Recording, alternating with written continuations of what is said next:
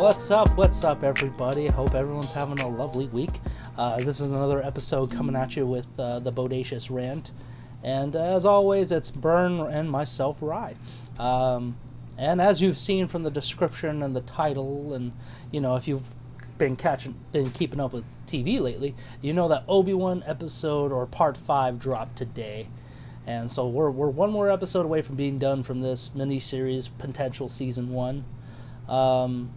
So before we get into the spoilers of it, guys, because we always do spoilers, don't forget to give us a like, ring the bell to keep in touch with all our videos, and if you haven't subscribed yet, don't be afraid to press that little click on your mouse or your pad or whatever it may be you're using. So we do appreciate it, guys.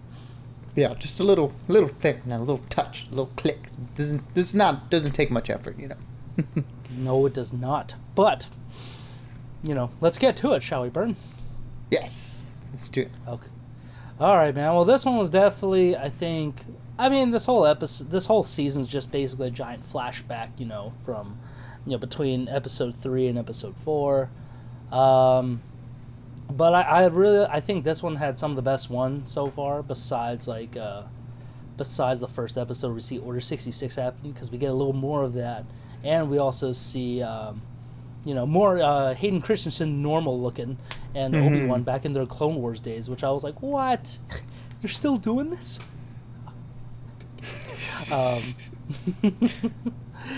But overall, that was really cool to kind of see, because we've seen Hayden Christensen's Anakin fight in like episode 2 and 3, and that he was a very aggressive and very just a very, very almost merciless kind of Jedi when it comes to fighting. But I like their little exchange there where he thinks he's trying to beat Obi-Wan, and he thinks he has him, but Obi-Wan ends up beating him easy. Not easy, but like, you know what I mean? Like, he was still like, no, you're trying too hard. You just gotta pull back. You gotta be easy a little bit. Definitely kind of sets up the tone for, like, hopefully maybe their final battle kind of thing, or, you know, even episode 4 a little bit. You know what I mean?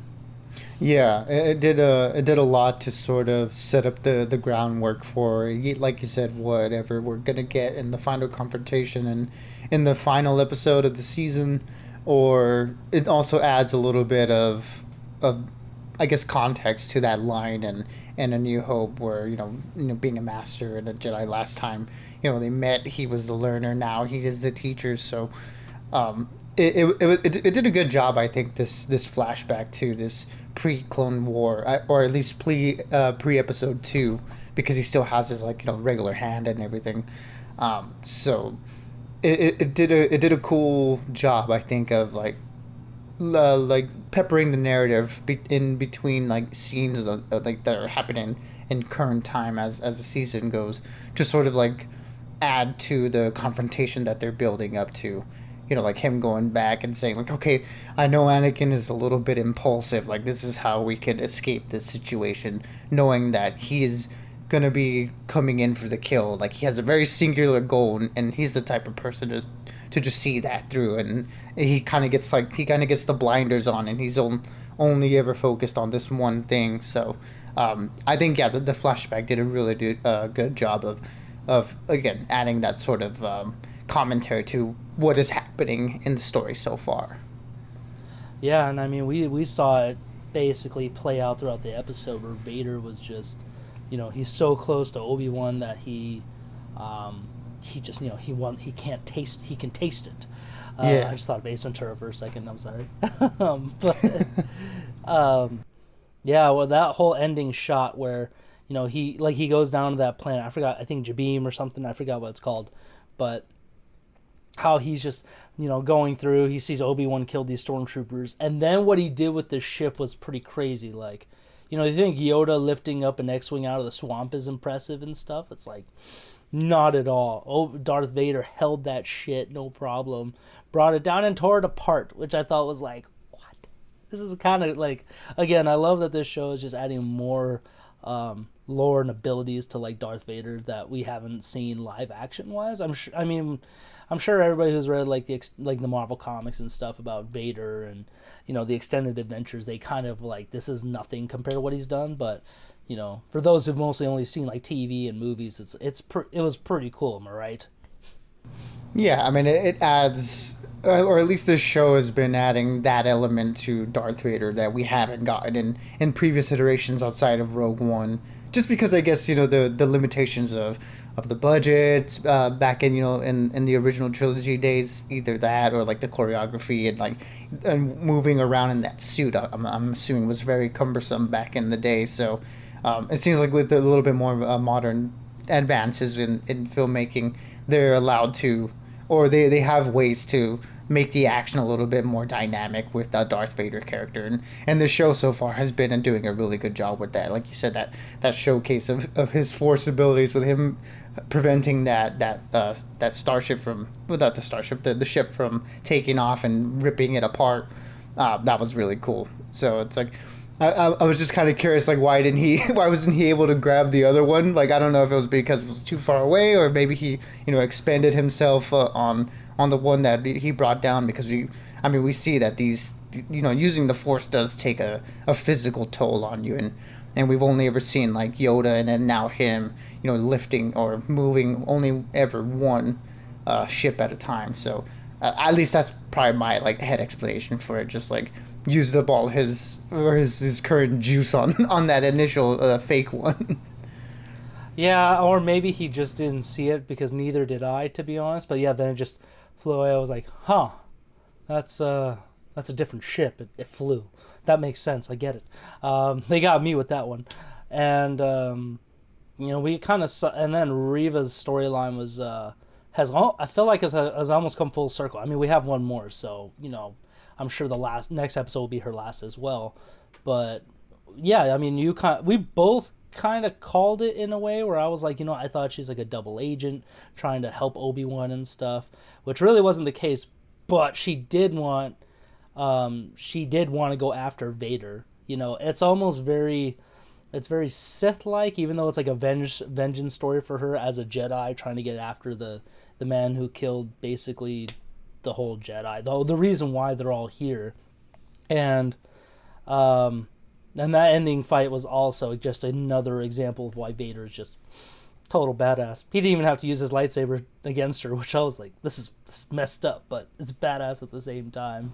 Yeah, that was so cool. Just him, toying with her, just using this Force abilities to block her saber attacks, and just sort of doing a few like bobbing and weaving across the thing. And it's like, dude, this is like no effort for him, and that's how it should be, right? Like, he's the most powerful Force user at that current time in the galaxy. So yeah, to showcase all that was really cool to see. Again, just another element of Vader action that we've gotten in this series that we haven't seen in any other medium, live action medium, I'll say, because I haven't read any of the Vader comics or the books. So yeah, at least for me, this is like, okay, now this is the guy I've been thinking of being the most feared person in the galaxy. I mean, he took her lightsaber, split it up, gave her one, took it back. Like, what is your problem, man? And she was doing. I loved all her movements too. A good mix of like Jedi stuff mixed with her training as an Inquisitor, and yeah. But it makes a lot more sense. I mean, she's still not redeemable by any means, but it makes a lot more sense why she's so angry and why she's been working so hard. Because Obi-Wan said, "Oh, you've been hunting me because it'll get to him." But Vader knew, like, oh, he used you against me, so even Obi-Wan's not completely pure of heart, even though he did offer, like, we could take him together, like, I can help you win this. But that was her downfall. And then just the Grand Inquisitor coming back was like, oh, you're still alive. I was literally thinking about him while I was watching this, and I'm like, so is he dead, or how does this work? And then he comes back, I was like, oh, okay, well, there he is.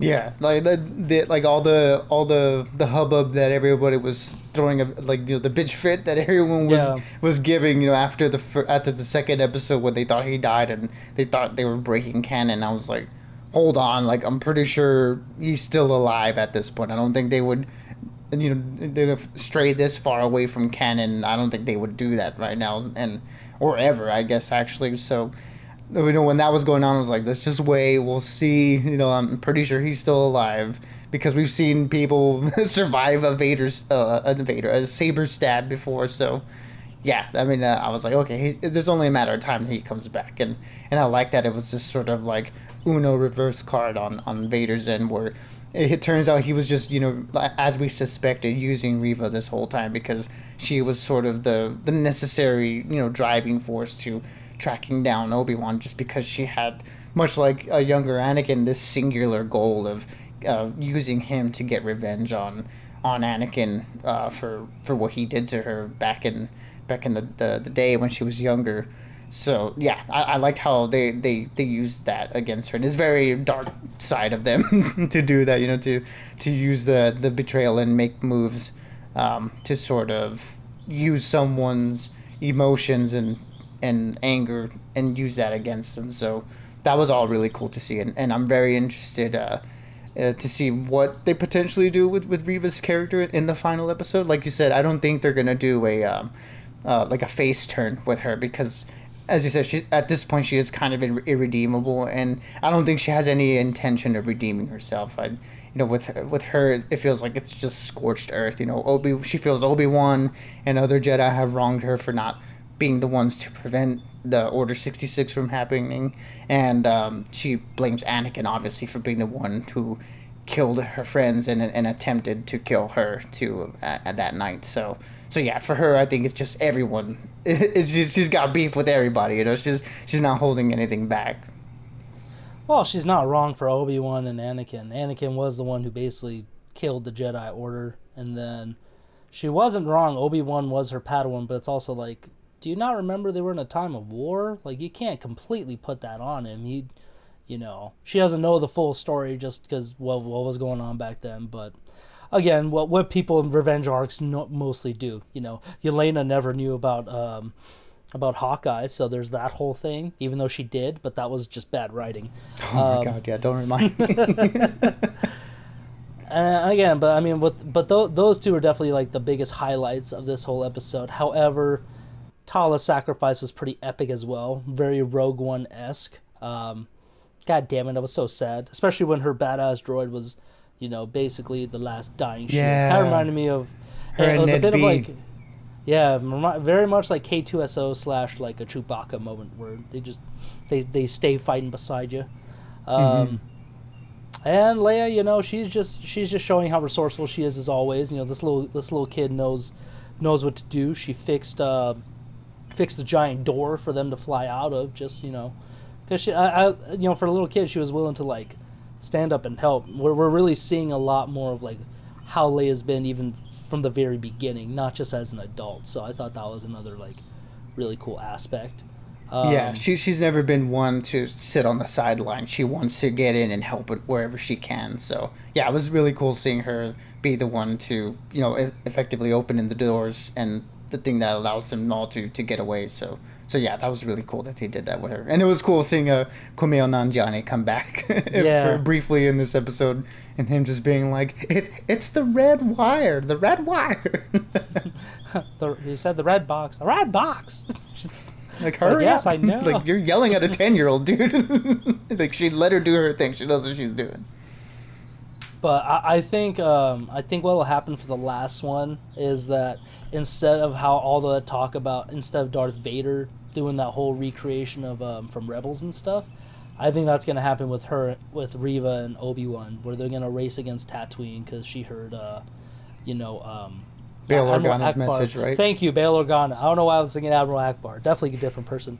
But yeah, like his whole thing about, the other one on Tatooine, and that was his face of like, holy shit, that like somebody knows about him, and now it's her. So, which I am not opposed to. I wouldn't mind the last little bit of fight between him and her, you know, because, you know, he already got his ass kicked by Vader, but he will not get his ass kicked by her, like an Inquisitor. I don't know. We'll have to see. I mean, especially that she has like a gut wound now. You know, I don't think she's in the tip topest of shape.